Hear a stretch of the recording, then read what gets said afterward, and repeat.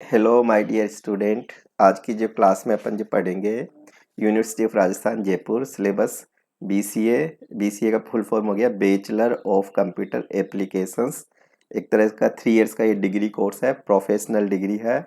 इसके बाद में आईटी सेक्टर में आपके है ना पूरी जॉब ओपन हो जाती है। बीसीए करके आप ऐप डेवलपमेंट में है ना, सॉफ्टवेयर इंडस्ट्रीज में, हार्डवेयर इंडस्ट्रीज में, नेटवर्किंग में, डेटाबेस एडमिनिस्ट्रेटिव है ना, किसी भी जॉब में आप जाने के लिए फुलफिल हो। बीसीए के बाद में आप हायर स्टडी भी कर सकते हो। बीसीए के बाद में आप एमसीए कर सकते हो, एमएससी कर सकते हो। बीसीए के बाद में एमएससी करके एमटेक कर सकते हो, है ना, पीएचडी कर सकते हो, रिसर्च कर सकते हो। तो ऐसे पूरे जॉब ओपन हो जाते हैं, है ना। इसके बाद में आप कम्पिटिटिव परीक्षा में भी जा सकते हैं। तो bachelor of computer applications part first examination 2023, है ना। इसके लिए इसमें है ना क्या क्या है, तो कोर्स कंटेंट्स है, कितने पेपर होते हैं। तो बीसीए राजस्थान यूनिवर्सिटी का जो बीसीए है, इसमें 6 थ्योरी पेपर होते हैं टोटल। 6 पेपर होते हैं यहाँ पे, है ना, 6 पेपर होते हैं। 6 पेपर में एक पेपर होगा आपका कंप्यूटर ऑर्गेनाइजेशन का, क्योंकि कंप्यूटर ऑर्गेनाइजेशन अपन बीसीए करेंगे तो मशीन तो अपन यूज करेंगे। तो मशीन आप देखोगे तो मशीन में पूरे हार्डवेयर कंपोनेंट्स होते हैं, इलेक्ट्रॉनिक्स कंपोनेंट होते हैं। तो ये इलेक्ट्रॉनिक्स कंपोनेंट की इंटरकनेक्टिविटी कैसे होती है, इलेक्ट्रॉनिक कंपोनेंट कैसे काम करते हैं। जैसे अपना होता है ना, एक शरीर का ह्यूमन सिस्टम्स होता है।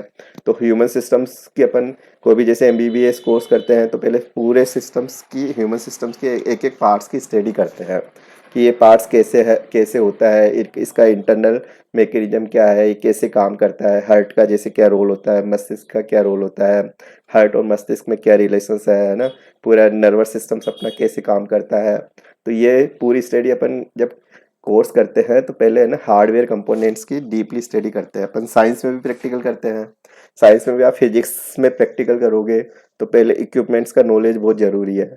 तो इस जिस तरह आप फिजिक्स का, केमिस्ट्री का है ना, कोई भी एक्सपेरिमेंट करते हो तो पहले अपन को उसका है ना इंस्ट्रूमेंट्स के बारे में पूरा नॉलेज होना ज़रूरी है। उसी प्रकार अगर आप बीसीए करोगे तो बीसीए कोर्स में आपका हार्डवेयर का भी रोल होगा, सॉफ्टवेयर का भी रोल होगा। क्योंकि आप बीसीए करोगे तो सॉफ्टवेयर यूज करोगे, सॉफ्टवेयर यूज करोगे तो हार्डवेयर मशीन को ऑपरेट करोगे। तो हार्डवेयर मशीन अपने आप में कंप्यूटर सिस्टम्स हो गया, इलेक्ट्रॉनिक कंपोनेंट हो गया, इलेक्ट्रॉनिक मशीन हो गई। अब मशीन कैसे बनी, मशीन कैसे इंटरकनेक्ट, मशीन में क्या क्या कंपोनेंट्स होते हैं, तो ये सब तो अपन को पढ़ना ही पड़ेगा। क्योंकि अपन को 3 साल तक जैसे बीसीए की डिग्री लेनी है तो अपन को हर ईयर में प्रैक्टिकल पेपर भी होंगे, है ना। तो प्रैक्टिकल पेपर में आप प्रैक्टिकल को किस पे चलाओगे, तो कंप्यूटर पे चलाएंगे। तो कंप्यूटर पे है ना कहाँ पे स्टोर करोगे डेटाज को, मेमोरी कैसे काम करती है, हाँ मदरबोर्ड के क्या फंक्शंस है, मदरबोर्ड पे क्या क्या कंपोनेंट्स होते हैं, इंटरनल आर्किटेक्चरल क्या है, सीपीयू का इंटरनल आर्किटेक्चरल क्या है, डेटा का है ना ट्रांसमिशन कैसे होता है। तो ये सब स्टडी है ना अपन करेंगे। तो पहले मशीन के इंटरनल कंपोनेंट्स का अपन को जानना बहुत ज़रूरी है। तो ये बीसीए एग्जामिनेशन 2023 में आपका एक इम्पोर्टेंट पेपर है। पेपर का नाम हो गया बीसीए 105। पेपर नंबर तो बीसीए 105 कंप्यूटर ऑर्गेनाइजेशन, है ना, बहुत इंपॉर्टेंट पेपर है। इस पेपर को पढ़ने के बाद ना, इस पेपर को पढ़ने के बाद आप पूरा हार्डवेयर के पूरे कंपोनेंट्स की पूरे है ना प्रॉपर उसके फंक्शंस कंपोनेंट समझ पाओगे। और अपने आप में कंप्यूटर के ट्रबल शूटिंग, हार्डवेयर में क्या क्या मेन प्रॉब्लम्स आती है, हार्डवेयर है ना कैसे इंटरकनेक्टिविटी होती है, कंप्यूटर सिस्टम्स कैसे असेंबल्ड करे, है ना, असेंबल करने के बाद में उसको अपन कैसे ऑर्गेनाइज करके और उसमें सॉफ्टवेयर को कैसे यूज करें। तो ये पूरा आप इस पेपर को पढ़ने के बाद में सीख सकते हो। तो ये इंपॉर्टेंट पेपर हो जाता है। पेपर का टाइटल कंप्यूटर ऑर्गेनाइजेशन, इसमें कंप्यूटर का बेसिक संगठन पढ़ेंगे। तो इस पेपर में 5 यूनिट है। ये पेपर आपका 5 यूनिट में डिवाइडेशन है। Unit first, unit second, unit third, unit fourth, fifth. हर यूनिट में 20 मार्क्स का क्वेश्चंस आते हैं। ईच यूनिट 20 मार्क्स की है, ध्यान देने का पॉइंट है। अगर आप एक यूनिट करते हो तो 20 मार्क्स की स्टडी होती है। हर यूनिट में आपको कुछ नया सीखने को मिलेगा। तो अब इसमें ना क्वेश्चंस का पैटर्न क्या है, तो क्वेश्चंस का पैटर्न है कि इस पेपर में अपन एग्जाम देंगे तो परीक्षा तो देनी पड़ेगी। परीक्षा देंगे तो पेपर कैसे आएगा, पेपर में है ना यूनिट की अपन स्टडी कैसे करें, यूनिट में से एक यूनिट में से कितने क्वेश्चंस आते हैं। तो आपके सामने सब कुछ लिखा हुआ है ना। हर यूनिट में जैसे इस पेपर में 3 पार्ट होते हैं, पूरे पेपर का जो डिवाइडेशन है 3 पार्ट में डिवाइडेशन है। पहला पार्ट तो आपका है ना वेरी शॉर्ट आंसर टाइप के क्वेश्चंस होंगे। दूसरा आपका पार्ट होगा पेपर के अंदर शॉर्ट आंसर क्वेश्चंस होंगे। तीसरा होगा लॉन्ग आंसर क्वेश्चंस होंगे। शॉर्ट आंसर में 10 क्वेश्चंस आते हैं, ध्यान देने का पॉइंट है ना। ईच क्वेश्चंस 2 मार्क्स का होगा, तो आपके 2 इंटू 10 यानी 20 क्वेश्चंस तो ये हो गए छोटे, जिसमें वर्ड लिमिट 40 से 50 वर्ड्स तक की लिख सकते हो। ज़्यादा लंबा आंसर अपन को लिखना नहीं है, 50 वर्ड्स की लिमिट में आंसर है ना फिनिश हो जाना चाहिए।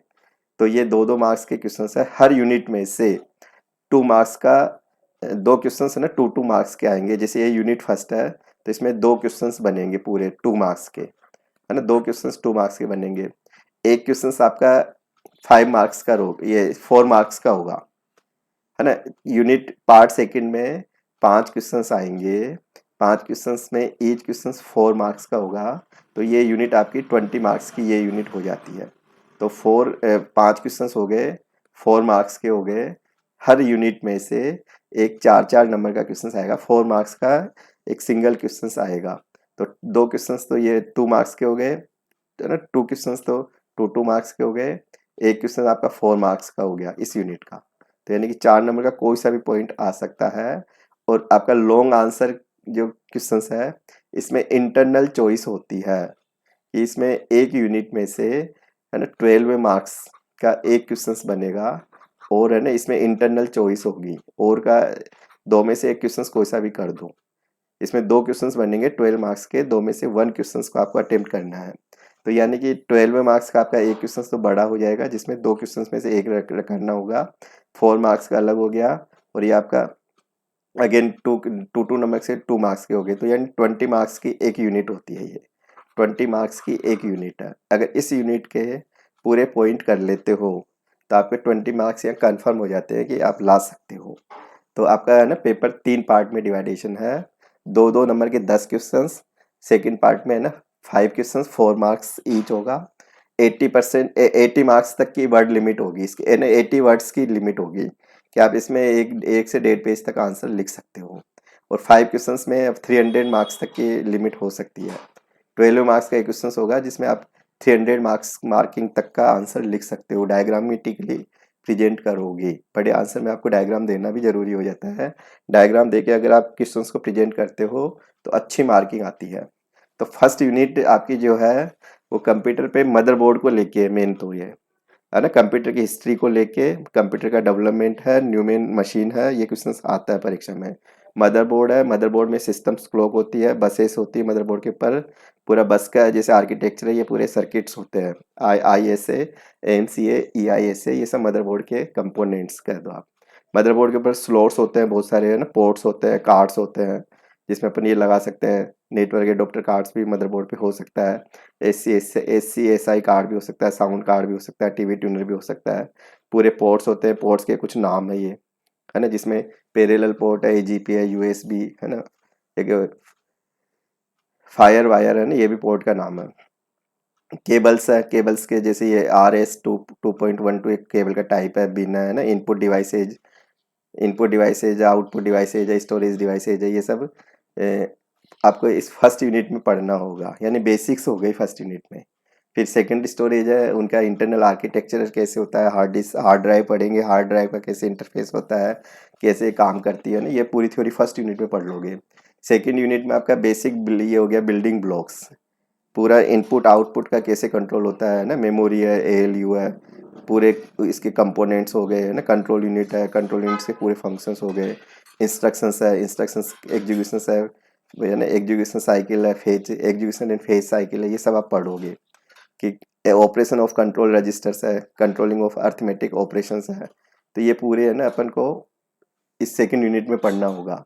थर्ड यूनिट में आपका पूरा जो ये दे रखा है अपन को, कंप्यूटर का basics of computer architecture, system buses है, इंस्ट्रक्शन साइकिल है, मेमोरी सब सिस्टम्स है, organisation, interfacing, system buses, instruction cycle, input output subsystems, organisation and interfacing, registers, transferring language, RTL, मतलब ये भी परीक्षा में होता है क्वेश्चन।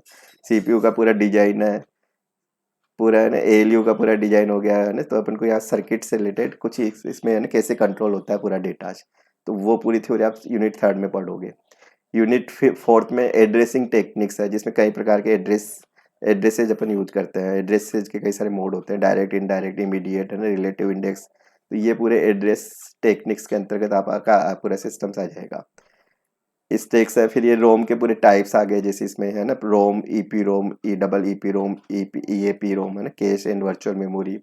फिर अपन ने नेक्स्ट जो फिफ्थ यूनिट है बसेस, इंटरफेसिंग बसेस, है ना बस formats, address data control bus का पूरा इंटरनल पूरा आर्किटेक्चर, इनका पूरा फॉर्मेट। फिर micro controllers, micro processor, micro controllers, जिसमें अपन माइक्रो कंट्रोलर से माइक्रो प्रोसेसर में 8085 की फुल स्टडी करेंगे।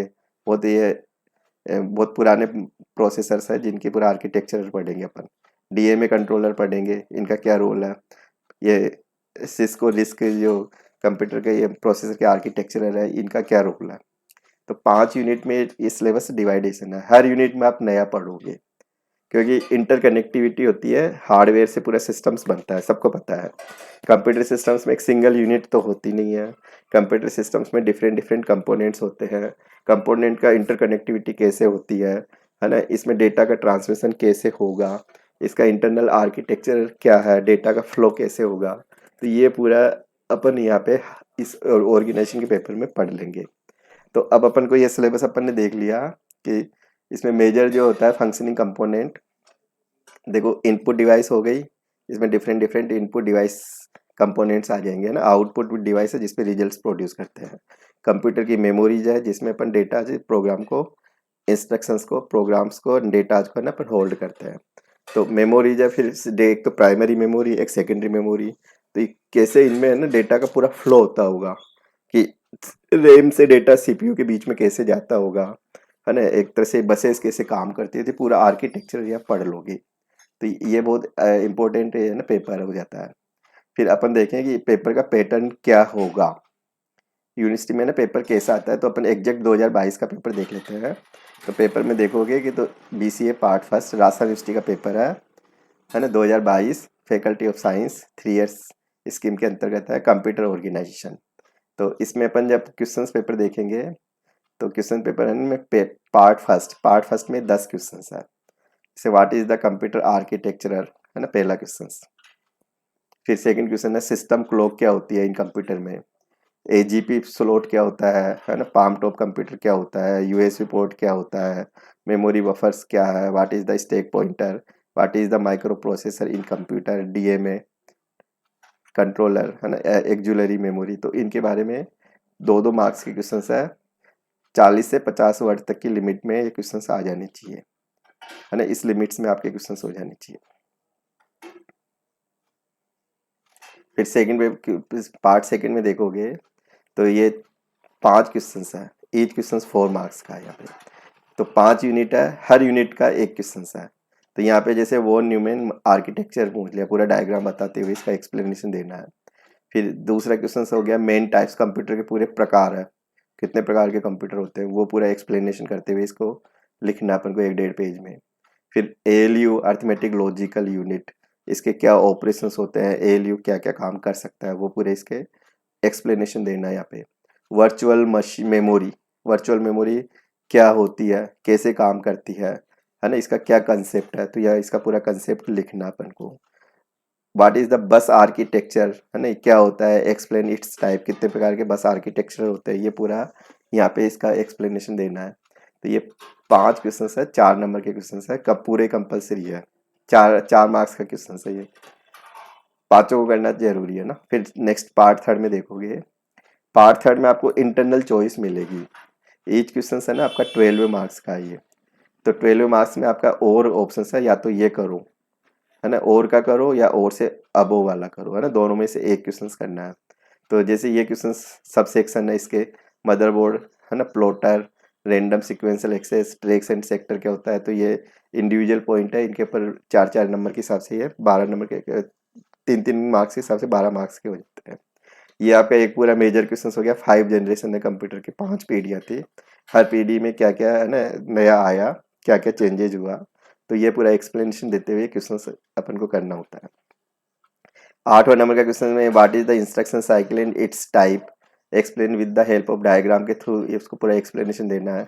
यहाँ पूरा कंट्रोल यूनिट के पूरा रोल्स बताना है, कंट्रोल यूनिट कैसे काम करती है, इसका पूरा वर्किंग प्रोसेस डायग्रामेटिकली इसको पूरा समझ एक्सप्लेनेशन देना है। आरटीएल, है ना, ये भी अच्छा क्वेश्चन होता है, registers transfer language, explain with example, what are the types of the instructions in computer architecture.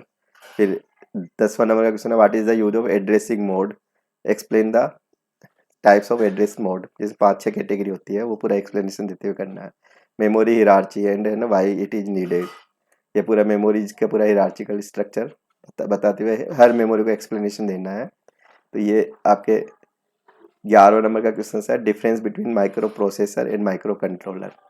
एक 8085 है ना, ये हर साल क्वेश्चन आता है, इंपॉर्टेंट क्वेश्चन आ जाता है। तो इसको 8085 8086 है ना, इसका आर्किटेक्चर है, इसके पूरे फीचर्स डायग्रामेटिकली ये पूरा बताना होता है। एक रिस्क और सिस्क है, ये 5th यूनिट का क्वेश्चन है, ये भी मैक्सिमम आता रहता है, तो इसको भी सही ढंग से पढ़ना आपको, एक्सप्लेनेशन देते हुए डिफ्रेंशिएट करना आपको। तो ये से 11 क्वेश्चन हो गए, जिसमें आपका पार्ट फर्स्ट में 2-2 मार्क्स के 10 क्वेश्चन, पार्ट सेकंड में 4-4 मार्क्स के ईच यूनिट में से 4-4 मार्क्स के 5 क्वेश्चन, फिर पार्ट सेकंड में 5 क्वेश्चन हो गए, ईच क्वेश्चन 12 मार्क्स का, इंटरनल चॉइस होगी, है ना। और कंप्लीट जैसे और का एक क्वेश्चन पूरा करना है। अगर ए और बी 2 पार्ट में है तो 2 पार्ट कंप्लीट एक साथ होना चाहिए, ऐसे नहीं कि कुछ पोर्शन इसका कर दे कुछ इसका कर दे, तो मार्किंग प्रॉपर नहीं होती। और क्वेश्चन आप करो तो एक सिंगल प्लेस पे ही करो, जैसे पार्ट ए को टुकड़ों में नहीं करेंगे अपन, ब्रेकअप में नहीं करेंगे, कि रेगुलर इनके पूरा ना एक ही रेगुलर सीट पे रेगुलर आंसर होने चाहिए, है ना। ये पूरा कंप्लीट होता है, फिर पार्ट सेकंड है, ये कंप्लीट होता है, फिर पार्ट थर्ड, इस तरह से करना चाहिए। जो क्वेश्चन आपको पहले सही ढंग से आते हैं उनको आप कर सकते हो, जैसे पार्ट थर्ड में से अटेम्प्ट करना चाहो तो पहले पार्ट थर्ड को अटेम्प्ट कर सकते हो। टाइम को लेके आपको पूरा ये पूरा करना है। 3 आवर्स का पेपर होगा, 100 मार्क्स का पेपर होगा, 100 में से 40 मार्क्स पास होने के लिए जरूरी है। तो ये पेपर कैसा आएगा, तो ये पूरा पैटर्न यहाँ बता रखा है अपन को। फिर इस पेपर का मेन ऑब्जेक्टिव क्या है ना, ये पेपर अपन क्यों पढ़े, तो क्योंकि आपको 3 साल तक कंप्यूटर को चलाना है, मशीन को चलाना है। चलाने से पहले मशीन का आपको प्रॉपर नॉलेज होना चाहिए। जैसे मेमोरी है, अपन सी लैंग्वेज करते हैं, डेटा टाइप का डिक्लेरेशन, अपन वेरिएबल का डिक्लेरेशन करते हैं, वेरिएबल मेमोरी में क्रिएट होता है, तो मेमोरी कितनी यूज होगी, इंस्ट्रक्शंस का है ना कहाँ पे स्टोरेज होता है, फाइल को अपन कहाँ स्टोर करते हैं, फाइल सेकेंडरी स्टोरेज से प्राइमरी मेमोरी में कैसे आती है, तो ये सब सीखेंगे। तो मेमोरी का अपन को नॉलेज होना ज़रूरी है, डेटा कहाँ से चलेगा, मेमोरी में कैसे जाएगा, तो इनपुट का नॉलेज होना ज़रूरी है। रिजल्ट अपन कैसे कैसे देख सकते हैं, तो पूरा आउटपुट का ज़रूरी है। फिर अपन पोर्ट्स ही होते हैं कि पेन ड्राइव लगानी है तो अपन कहाँ लगाएंगे, तो पोर्ट्स का नॉलेज होना ज़रूरी है। डेटा अपन इंटरनेट यूज करते हैं तो डेटा का ट्रांसमिशन कैसे होता है, तो वो नॉलेज होना ज़रूरी है। रैम से सीपीयू डेटा कैसे रिसीव करता है, तो वो नॉलेज होना ज़रूरी है। तो ये इस पेपर का मेन ऑब्जेक्टिव है कि ये पूरा आप सीख जाओगे कि कंप्यूटर का पूरा ऑर्गेनाइजेशन में क्या क्या कंसर्न करते हैं अपन, और इसका पूरा स्ट्रक्चर क्या है, बिहेवियर क्या है ना, फंक्शंस क्या है। तो एक डिजिटल कंप्यूटर को लेके पूरा अपन काम करेंगे। तो इसका मेन ऑब्जेक्टिव है ना कि क्यों पढ़े, कि इस पेपर को पढ़ने से क्या बेनिफिट होगा। तो अब बेनिफिट देखें कि ये पेपर आपके लिए ना कितना इम्पोर्टेंट है, क्योंकि आपको सॉफ्टवेयर इंडस्ट्रीज में जाओगे तो हार्डवेयर पे तो बैठोगे, हार्डवेयर के बिगड़ तो काम होगा नहीं, कंप्यूटर सिस्टम्स चाहिए, लैपटॉप चाहिए, है ना। अपन मोबाइल में भी यूज करते हैं, तो ये भी एक तरह से कंप्यूटर के जैसे ही काम करता है। तो the computer organization is concern with the structure, पूरा कंप्यूटर का स्ट्रक्चर हो गया एक लेआउट है ना, एंड बिहेवियर, इसके पूरे फंक्शंस ऑफ डिजिटल कंप्यूटर का पूरा स्ट्रक्चर, पूरा बिहेवियर का मतलब उसके functions. The main objective of this subjects to understand the overall basic computer hardware structure, कि इस पेपर का जो मेन ऑब्जेक्टिव है कंप्यूटर पूरे हार्डवेयर के स्ट्रक्चर को समझना है। एक तरह से जैसे एक शरीर का सिस्टम से होता है ना, कि शरीर का सिस्टम से एक सिंगल कंपोनेंट से तो काम करेगा नहीं, सबका अपना अपना है ना, एक कंपोनेंट्स का सबका अपना अपना एक रोल होता है, और ऑल कंपोनेंट्स मिलके एक साथ वर्क करेंगे। तो ऐसे इस पेपर का जो मेन ऑब्जेक्टिव है कंप्यूटर सब्जेक्ट का है ना, इसको this subject to understand the overall basic computer hardware structure. A computer system is consist of inter related set of components, कि कंप्यूटर सिस्टम जो कंसिस्ट होगा डिफरेंट डिफरेंट कंपोनेंट्स होंगे, हर कंपोनेंट का आपस में इंटर रिलेटेड होंगे, इंटर रिलेटेड कनेक्शन होगा। जैसे मद कीबोर्ड से डेटा चलेगा तो सीधा कंट्रोल यूनिट के थ्रू मेमोरी में ट्रांसफर होगा, फिर मेमोरी में डेटा का स्टोरेज होगा, सीपीयू जब इंस्ट्रक्शंस देंगे तो मेमोरी से डेटा का कनेक्शन है ना कंट्रोल यूनिट के थ्रू सीपीयू है एएलयू के पास आएगा, एएलयू पूरा प्रोसेस करेगा डेटा को, फिर कंट्रोल यूनिट के थ्रू मेमोरी में ट्रांसफ़र होगा, फिर वो मेमोरी से फिर आउटपुट के लिए है ना वो रिलीज होगा। तो ये inter related set of components कह सकते हैं अपन। The system is based characterised in terms of, है ना, कंप्यूटर सिस्टम्स को अपन की जो कैरेक्टराइज कर सकते हैं, तो स्ट्रक्चर एंड फंक्शंस दो होता है। स्ट्रक्चर तो पूरा एक तरह से इंटरकनेक्टेड, एंड फंक्शंस हो गया एक तरह से बिहेवियर, है ना, ऑपरेशंस एंड इंडिविजुअल कंपोनेंट्स, कि हर जो कंपोनेंट्स होंगे जो आपस में इंटरकनेक्टेड होते हैं, इनके बेसिक फंक्शंस क्या है। तो ये मेन ऑब्जेक्टिव इस पेपर का हो जाता है कि पूरा हार्डवेयर के पूरे कंपोनेंट्स, पूरे उसके फंक्शंस कैसे कहने काम करेगा, ये सीखना अपन को जरूरी है। इंडियन बेसिक टर्मिनोलॉजी है ना, क्या क्या टर्म्स यूज होती है, ये टर्म्स आएगी तो देन अपन सॉफ्टवेयर को अपन है ना प्रॉपर वे में समझ सकते हैं। तो computer organization tell us how exactly all the units in the systems are arranged and interconnected. Organization express the realization of architecture. An organization is done on the basics of architecture. Computer organization deals with the low-level design issue. Computer organization involve physical components, circuit design, adders and signals and peripherals. इस सबको organisation में involve करते हैं। तो basic से अपन computer को use करेंगे तो देन अपन को ये ऑर्गेनाइजेशन तो पढ़ना ही पड़ेगा। तो इस पेपर का मेन ऑब्जेक्टिव ये हो जाता है। तो अपन जो अब नेक्स्ट क्लास होगी उसमें सिलेबस के अकॉर्डिंग, है ना, ये मेजर पॉइंट अपन यहाँ से शुरू करेंगे। सिलेबस का जो फर्स्ट यूनिट है ये basics of computer architectural system बस, है ना, ये यूनिट फर्स्ट से यहाँ से कंप्यूटर सिस्टम्स की हिस्ट्री है, उसका डेवलपमेंट एंड वो न्यूमेन मशीन, मदरबोर्ड के कंपोनेंट, है ना। फिर ये नेक्स्ट जो क्लास होगी उसमें ये वाला यूनिट फर्स्ट के अकॉर्डिंग अपन है ना इसको स्टार्ट करते हैं। तो आज की क्लास को मैं यहीं पे एंड करना चाहूँगा। क्लास अगर अच्छी लगे तो सब्सक्राइब कर जरूर करें। Thank you.